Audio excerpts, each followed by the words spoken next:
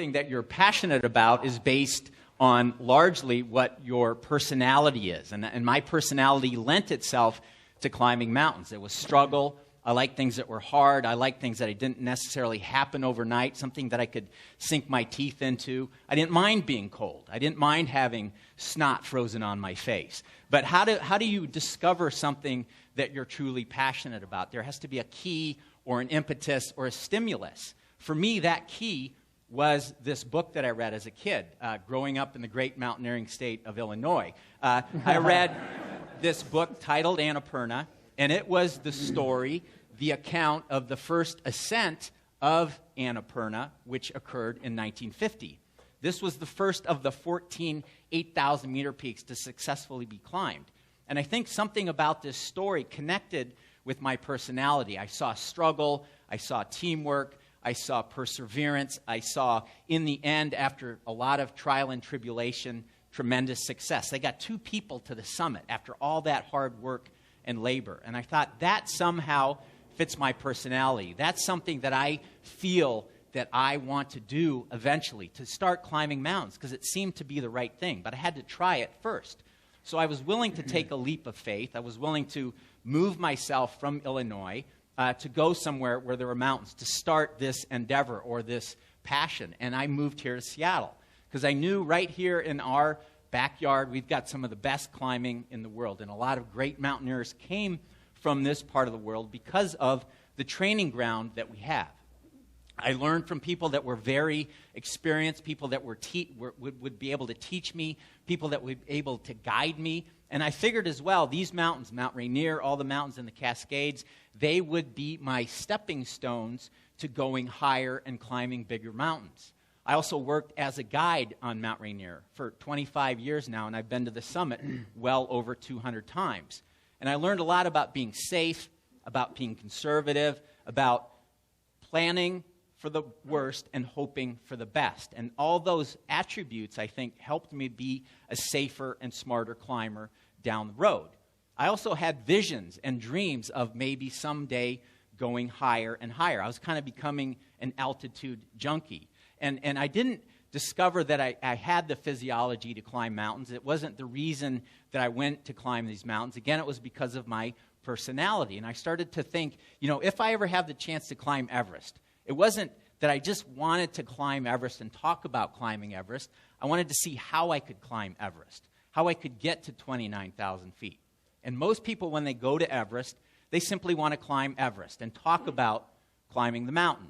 For me, it was more interesting and intriguing to think about the process. How was I going to do this?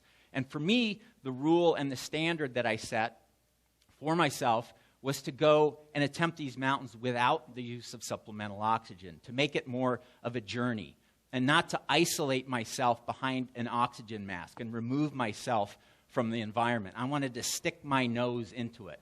And that's the way I then set out to do these climbs. I had my first opportunity to go to Everest after 10 years of training and climbing, and we spent literally 10 weeks on the mountain, and that's very normal. That's a normal amount of time. We're going up and down, we're carrying loads, we're building camps, we're fixing rope, we're working as a team, and we're also spending the time acclimatizing. After that 10 weeks of time, 2 of us were selected to represent the team, and the 2 of us then had to make the last-ditch shot to the summit. We were there, on our way to the top, everything was going great, and there we were, 300 vertical feet away from the summit. And everything had been going good up until that point, but then things started to go bad very quickly. The weather changed rapidly. The risks of continuing got worse and worse, and we decided then and there that we had to pull the plug, and we walked away.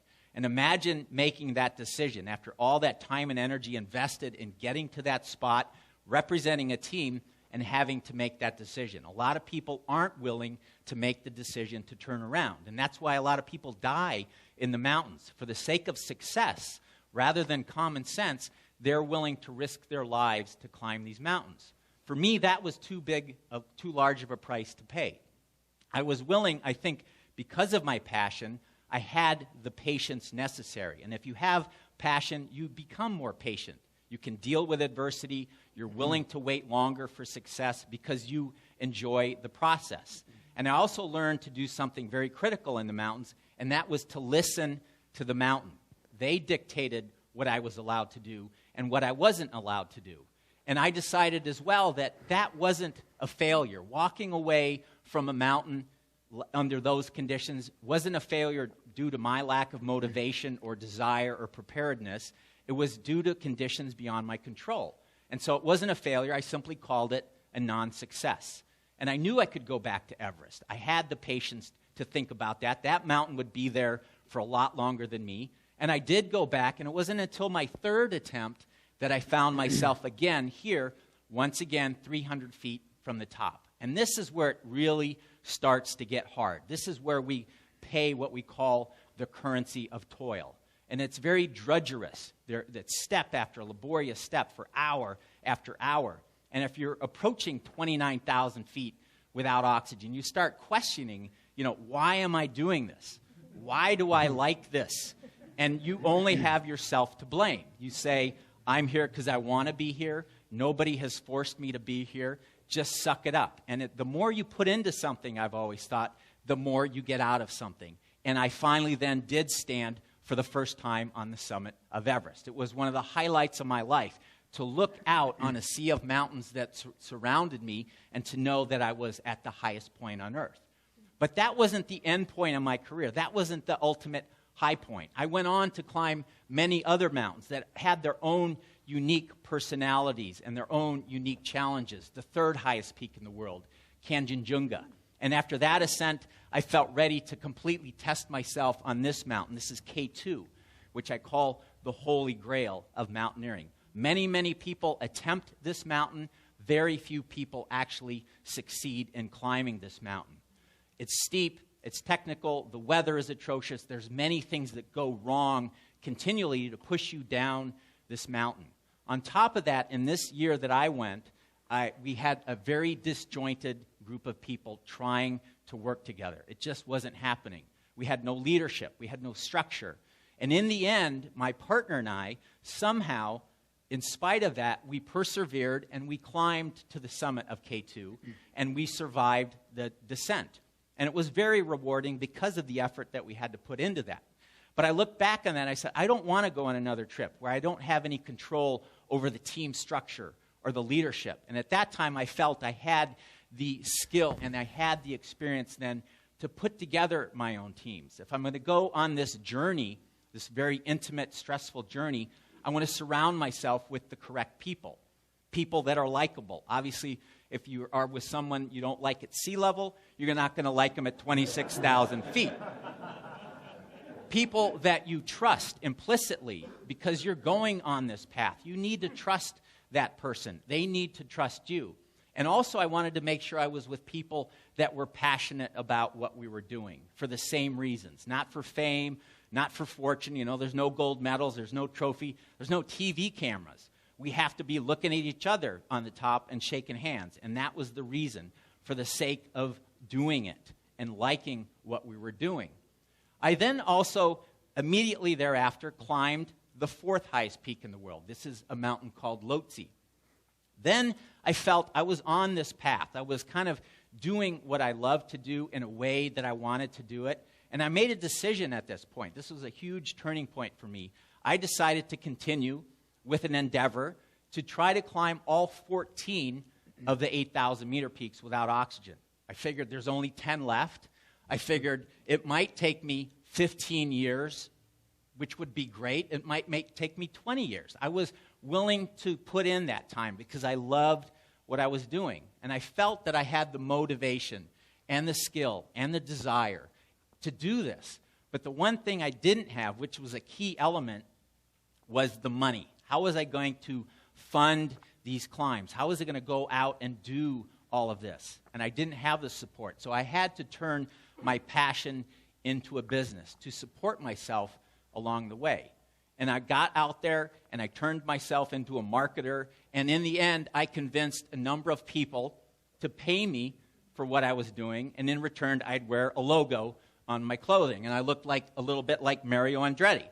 But armed then with this financial support, I could then go out and do what I love to do, and that was to climb these mountains. And on a lot of these trips, out of the 14 peaks that I eventually climbed, I had to go 21 times into the Himalaya to successfully climb all 14. On a lot of these peaks, I would find success immediately. Everything that could go right went wrong. Everything that could go wrong didn't. And I got to the top, and the media would say, wow, that doesn't seem right. No injury, no accident, no frostbite. How do you do that? And I say, that was the right way to do it. But on a number of these events or these climbs as well, I would go halfway around the world, spend time and money and investment and energy, and be stopped sometimes just 50 feet from the top of one of these peaks.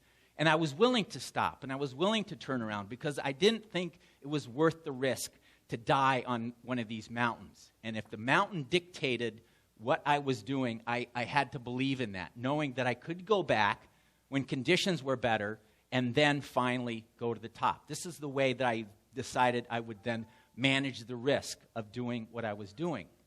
So eventually, then, through the years, I kept climbing. I kept ticking off this list of the 14 8,000-meter peaks. And it was during the last 5 years of this endeavor that I was confronted with a stumbling block, or a nemesis, you might call it. And this happened to be this mountain called Annapurna. The mountain that got me into this then was trying to stop me from finishing my dream.